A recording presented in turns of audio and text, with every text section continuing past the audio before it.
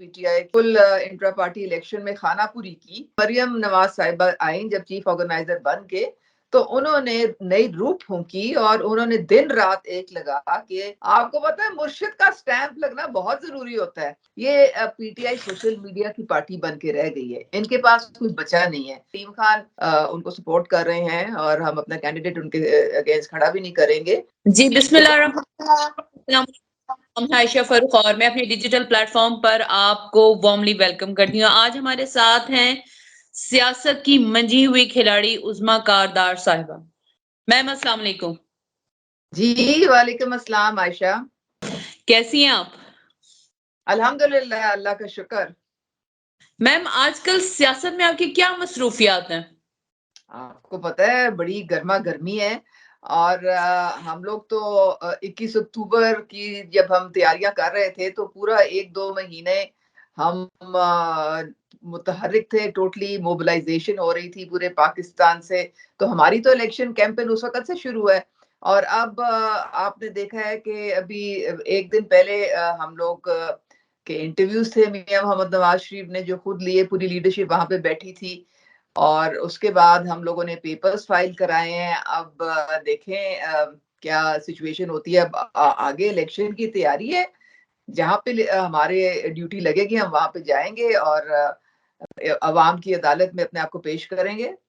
बिल्कुल सही मैम, लेकिन आपको लग रहा है कि इमरान खान की जमात मौजूद है इलेक्शन में या उनका पत्ता कट चुका हुआ है? इन्होंने अपनी लापरवाही की वजह से कटवाया है, अपने पाँव पे ये मुसलसल खुद ही कुल्हाड़ियाँ मारते हैं। इन्होंने बिल्कुल इंट्रा पार्टी इलेक्शन में खानापुरी की और खानापुरी से तो बात नहीं बनती है। आप किसी को किसी आँख की आँखों में धूल तो नहीं झोंक सकते हैं ना। आपको एक कायदे कानून के मुताबिक प्रॉपर तरीके से इलेक्शन करा लेनी चाहिए थी, जो इन्होंने नहीं कराई, तो अब ये भुगत रहे हैं। आपने पूछा ये मैदान में है कि नहीं? मैदान जी। में इनको आने से रोक कौन रहा है? बिल्कुल ये मैदान में है। मैं जब पेपर्स जमा कराने गई थी तो मैंने बहुत सारे पीटीआई के लोगों को वहाँ देखा था, वो भी अपने पेपर्स जमा करा रहे थे। इनकी जो फर्स्ट और कुछ ऐसी लीडरशिप जो भगौड़ी है, जो कि बहुत संगीन केसेस का सामना कर रही है, वो अब कानून से भागे हुए हैं। उनका तो अब कुछ नहीं हो सकता। ज़ाहिर है अगर आप रियासत पे हमला करेंगे, तो फिर आप ये ना एक्सपेक्ट करें कि आपको सियासी मैदान में जगह मिलेगी खेलने की। पहले अपने मुकदमे इनको भुगतने पड़ेंगे, लेकिन उसके अलावा जो इनकी बाकी थर्ड टियर है, बाकी इनके और बहुत सारे लोग हैं, शफ़कत महमूद हैं और बाकी बहुत सारे लोग हैं इनके पास अभी भी। वो अपने पेपर्स जमा भी करा रहे हैं और मोस्ट प्रोबेबली वो इलेक्शन भी लड़ेंगे। तो मैदान तो इनके लिए खुला हुआ है। अब इनको चाहिए कि ज़रा रोना-पीटना बंद करें और आके इलेक्शन की गहमा-गहमी में हिस्सा लें।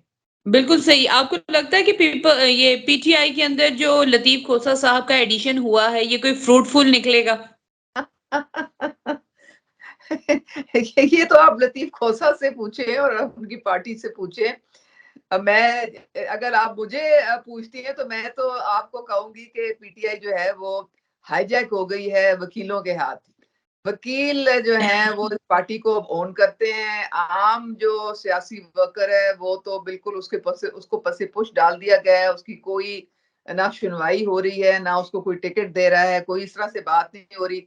सारे वकील जो हैं वो बानी साहब के इर्द-गिर्द मंडला रहे होते हैं और लतीफ खोसा साहब तो आपको पता है बड़े स्पेशल हैं, वो तो बड़े फेवरेट हैं मुर्शिद के और जो मुर्शिद का फेवरेट हो जाए और तो उनके वो पीछे तो पीछे उसके एतजाज़ अहसन साहब भी वहीं पे ही हैं। नहीं, नहीं, एतजाज़ अहसन साहब इतने क्लोज़ नहीं है। आपको पता है मुर्शिद का स्टैंप लगना बहुत ज़रूरी होता है। आपको पता नहीं है वहाँ पे जब साढ़े 3 साल में अलीम खान की उसने प्रेस कॉन्फ्रेंस में खुद बताया था, जो कि हकीकत है, कि कोई जी, तय्युनाती पंजाब में नहीं हो सकती थी जब तक कि मुर्शिद का टिक ना लगे। तस्वीरें बिल्कुल बाकायदा हर सही। की जाती थीं और वो जहाँ जिस पे टिक लगता था, वो सेक्रेटरी अपॉइंट होता था। क्योंकि ज़ाहिर है उससे फिर निकलवाने होते थे बहुत सारे पैसे और हर पोस्टिंग, हर ट्रांसफर पे अरबा रुपया इन्होंने बनाया। तो यहाँ पे भी आपने वो ऑडियो लीक नहीं सुनी थी कि मैंने तो कह दिया है कि हमारे तो सारे केस जो हैं वो लतीफ खोसा साहब ही लड़ेंगे। तो लतीफ खोसा बिल्कुल, साहब बिल्कुल। को उनको टिकट भी मिलेंगे और वो इलेक्शन भी पीटीआई के प्लेटफॉर्म से लड़ेंगे, वारे नहीं आ रहे हैं। बिल्कुल। तो मैम अब आप मुस्लिम लीग नून की स्ट्रैटेजी क्या है? नवाज़ शरीफ साहब मैदान में हैं, मरियम साहिबा मैदान में हैं। क्या अवाम आप लोगों को एक्सेप्ट करने के लिए रेडी है? आप आयशा क्या मुल्क में नहीं थी 21 अक्टूबर को? वो जो मैं थी लाखों लोग आए, वो जो लाखों लोग आए सारे पाकिस्तान से, वो अवाम, आप उनको अवाम नहीं समझती? वो कौन लोग थे? वो सारे अवाम बिल्कुल थे। ठीक बात है, और वो लेकिन सारे आपको पता है ना कि वो सारे सरगर्म कारकुन थे मुस्लिम लीग नून के।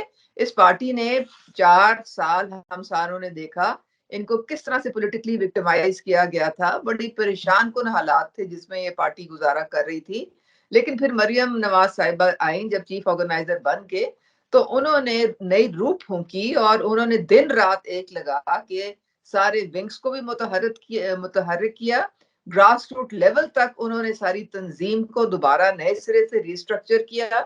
एप्स के थ्रू एक डिजिटलाइजेशन की तरफ पार्टी को लेके गई। सोशल मीडिया का जो प्लेटफॉर्म है उसको रिवैम्प किया। बहुत काम हुआ है, पूरी पार्टी ने बहुत मिलके काम किया है और इस वक्त आप देख लें उसका नतीजा ये है कि पाकिस्तान की सबसे बड़ी नेशनल पार्टी है, चारों सूबों में है और सबसे ज्यादा मुतहरिक है।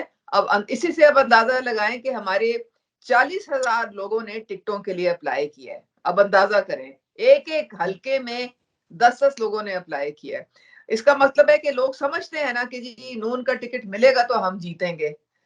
तो जाहिर सही है उससे आपको अंदाजा हो एक जाना चाहिए। जो तज्जियाकार है मैम, जो बैठे हुए हैं, वो तज्जिया ये कर रहे हैं कि मरियम नवाज साहिबा के मुकाबले में जो टाइगर की फौज खड़ी है, जैसे कि सनम जावेद, तो वो कहते हैं ना कि जंगल जल सकता है कि अगर माचिस किसी के हाथ गलत आ जाए। इनके खिलाफ कौन खड़ा हुआ है? सनम जावेद पीटीआई से। आप लगता है आज बहुत मजाक के मूड में बैठी हुई हैं आयशा है। आप ठीक ये है, बताएं लेकिन वो सनम पूछिए जो सोशल मीडिया पे चल रहा है मैम। देखे ना, ये यही तो सारी बात है। ये पीटीआई सोशल मीडिया की पार्टी बन के रह गई है, इनके पास कुछ बचा नहीं है। सिर्फ सवाए इसके कि ये लंबी लंबी कहानियां, लंबे लंबे शगुफे छोड़ते हैं बैठ के सोशल मीडिया पे। पूरी पूरी दुनिया से ये शगुफे छोड़ रहे होते हैं और इनके लाखों के और करोड़ों के सर्वे हो रहे होते हैं और करोड़ों इनके पास आ रहे होते हैं और जा रहे होते हैं। सनम जावेद की क्या वैल्यू है? जिसका अपना बाप उसको डिसोन कर रहा था कि ये मेरी बात नहीं सुनती है, ये वहां पे जाती है, तमाशा बनाती है अपना भी और पूरी हमारी फैमिली का भी तमाशा बनता है। पान पाक के सामने अजीब ड्रामा हो रहा होता है। मैं कहते वालिद साहब ने खुद कहा था कि मैंने इसको कई दफा मना किया कि खुदा के तुम मत इस तरह से करो, लेकिन ये बात ही नहीं सुनती थी। इसको बड़ा शौक था जनाब कैमरे के सामने आके और जनाब डंडे डुंडे हिला के तो अटेंशन लेना और पब्लिसिटी की खातिर बड़े बड़े स्टंट किए इसने। तो इसकी सियासी बिल्कुल। स्ट्रगल तो कुछ भी नहीं है। हमसे पूछे, हमने 12 साल गुजारे पीटीआई में, हमें तो पता ही नहीं था ये है कौन लड़की, कहाँ से आई है, इसका इसका क्या बैकग्राउंड है। मुझे आप ये बता देना, मरियम नवाज साहिबा के साथ आप क्यों इसको कंपेयर कर रही हैं? खुदा का खौफ ये कर लें। आपके आज के इंटरव्यू का सबसे मजेदार जवाब था, क्योंकि आप जाहिर बात है सोशल मीडिया का दौर है, तो तबसरे तो चलते रहते हैं। अब मैं आपसे ये पूछना चाहूंगी कि ये जो इलेक्शंस हैं, ये एक आम आदमी के लिए कितने फ्रूटफुल होने वाले हैं? क्योंकि मैदान में अलीम खान साहब भी हैं, कैंपेन आप उनकी भी देख रही हैं। पीटीआई ने जो अपना एक वर्चुअल जलसा किया, उसमें भी अपनी उन्होंने पावर दिखाने की कोशिश की। मैं पिछले दिनों भी किसी से बात कर रही थी, तो मेरी तरफ से ये एलिमेंट आया था कि कहीं फ्रेंडली मार्शल लॉ तो नहीं आ रहा? इस बार नवाज शरीफ साहब को लाडला कर लिया गया है, क्या कोई और एक्सपेरिमेंट तो नहीं होने जा रहा?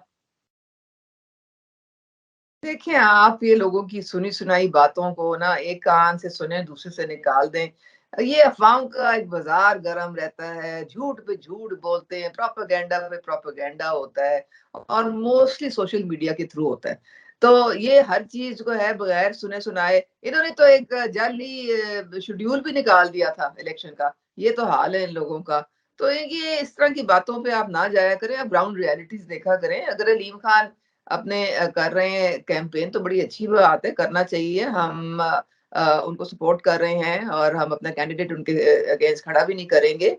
और बाकी ये इनका वर्चुअल जलसा है, ज़रूर करें, लेकिन हुज़ूर इनको कोई आप ही जाके बता दें कि सोशल मीडिया आके वोट नहीं डालता, बॉट्स आके वोट नहीं डालते हैं, कोई मोकल नहीं आएंगे वोट डालने, वोट डालते हैं लोग जो कि ग्राउंड पे होते हैं, जो कि हलकों पे होते हैं। आप जाके उनसे 1 टू 1 जिस तरह हम जाके उनसे मिल रहे हैं और एक हम पब्लिक के साथ एंगेजमेंट की एक पूरी मुहिम है। अभी पीछे जलालपुर जट्टा में वर्कर्स कन्वेंशन हुआ था। अब हमारी फाइनल कल 24 फाइनल डेट है, जब हमारी सारी लिस्ट कैंडिडेट्स की फाइनल हो जाएगी, तो फिर जल्द से जुलूस आपको नज़र आने शुरू हो जाएंगे, फिर वो गहमा-गहमी शुरू हो जाएगी। तो ये वर्चुअल से बात बनती भाई। चले इंशाल्लाह इस इलेक्शन के नतीजे पे फिर हम आपको किस सीट पे देख रहे हैं मैडम? जहाँ पे अल्लाह ताला बिठाएगा वो सीट बेस्ट होती है। और देखें, हम लोग तो सियासत में सिर्फ इज्जत की खातिर हैं। जो पार्टी हमें इज्जत देती है, जो प्लेटफॉर्म देगी काम करने के लिए, जहाँ से हम मुल्क कौम की खिदमत करें, आप हमें वहाँ पाएंगे। टिकट का कोई लालच नहीं है। Thank you so much ma'am. आपका तज़िया बहुत खूब था। इंशाल्लाह फिर आपके साथ राब्ते में आएँगे हम। Thank you so much ma'am. Okay ji, Allah